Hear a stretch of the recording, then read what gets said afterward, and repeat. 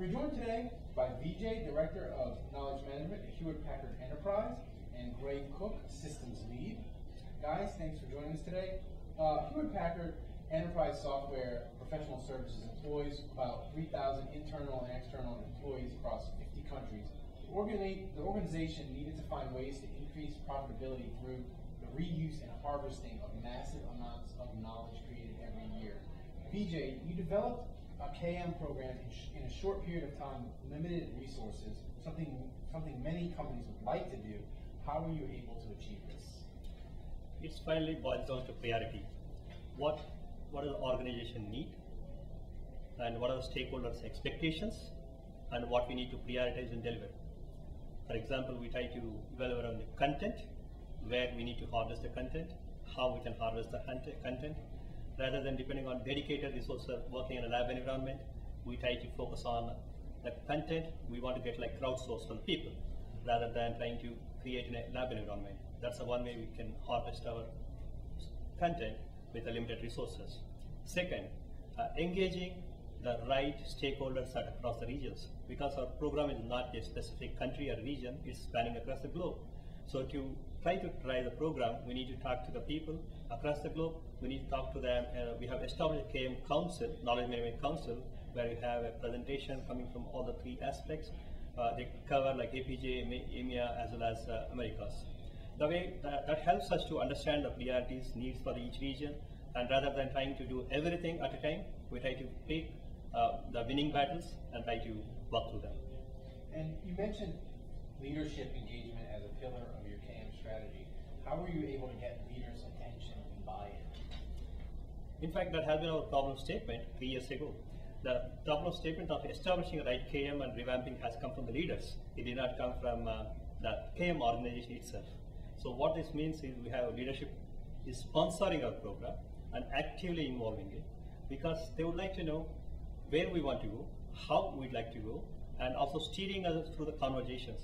To engage them, we have a regular connects, periodical connects on a monthly basis, where we try to talk to them on what are our current strategies, where we're heading, how we are heading, whether context is changing at a particular point of time, and if context changing, we are flexible to adopt the new things. It's not about building the best KM program in the world, but rather than that, we want to build a program that is pragmatic, aligned to the leadership needs, and try to steer the program towards outcomes, what is necessary for our organization.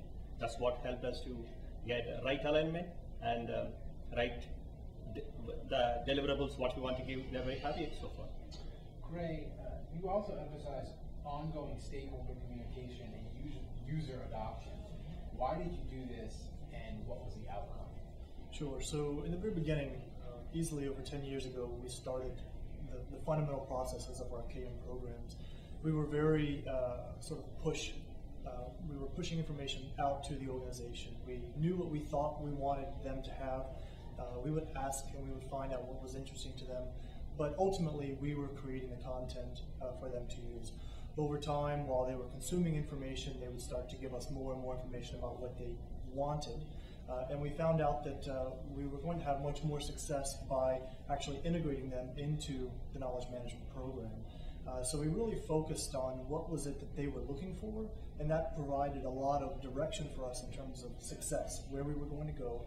That also allowed us to equate more directly towards a leadership and sort of stakeholder function, where we knew what leadership wanted, we knew what the delivery organization for our services group was looking for, and we revised our approach. We decided to make what we call a by the field, for the field type of approach, where they were very core to what needed to be built, as well as our focus on where we wanted to go in the next few years.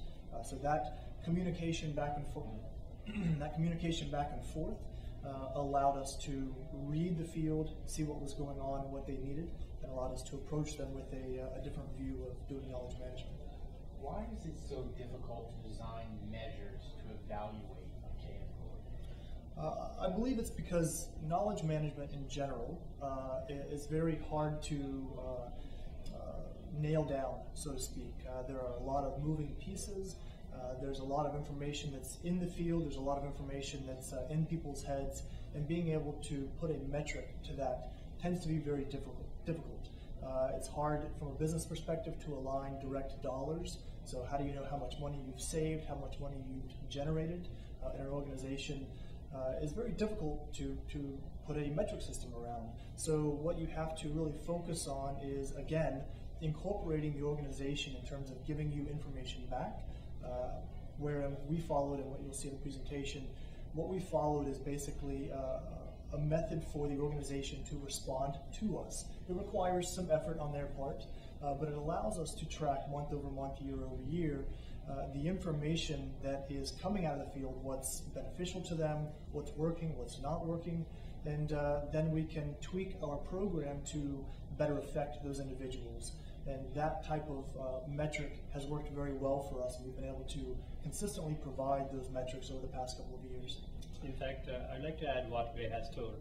So we have designed our metrics such a way that we have built around a scorecard approach. Are we getting the right engagement with people? Are we getting the right number of people are visiting our site? Or whether they're able to find the right information? What are they downloading? If they download, whether they can voluntarily report, I have reused it, I got benefited.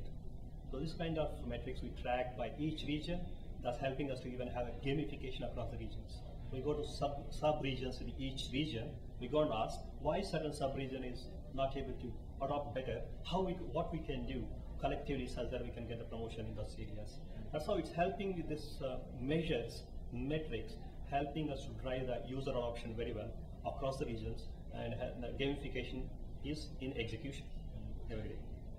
Vijay, what is the key to driving organization change related to KM? In the beginning I have stated, it's about alignment to the needs of the organization, stakeholders' needs that's coming not only from the top means like the sponsors have their own expectations, at the same time the sub-regions who are laterals working across various countries, they have their own expectation. For example, the leadership expect where is the value, and whereas if you go to the regions level, they come back and ask, where is the right content? Can I use it? I don't have time to do it. So then you need to balance. The balance is a key. Understanding stakeholder expectations. Then define a periodical release programs to add more content, processes, build tools or scripts such that we are flexible enough to provide and satisfy customer needs. At the same time, we do not burn ourselves out. It's a balance is the key. Once we have it, then start communicating what we have accomplished, where we want to go. KM is a journey, it's not an end. What we have done in the last 3 years is, we still believe a lot more need to be accomplished. We have a multi-year plan, and we are in the process of reaching our goals. Our main ingredients for our success would be stakeholder expectations, managing them, and working with sponsors, and bringing them as part of solution rather than they understand it just as the KM as a problem, or there are problems, what are you doing about it? We enroll our stakeholders in solution building and developing and executing.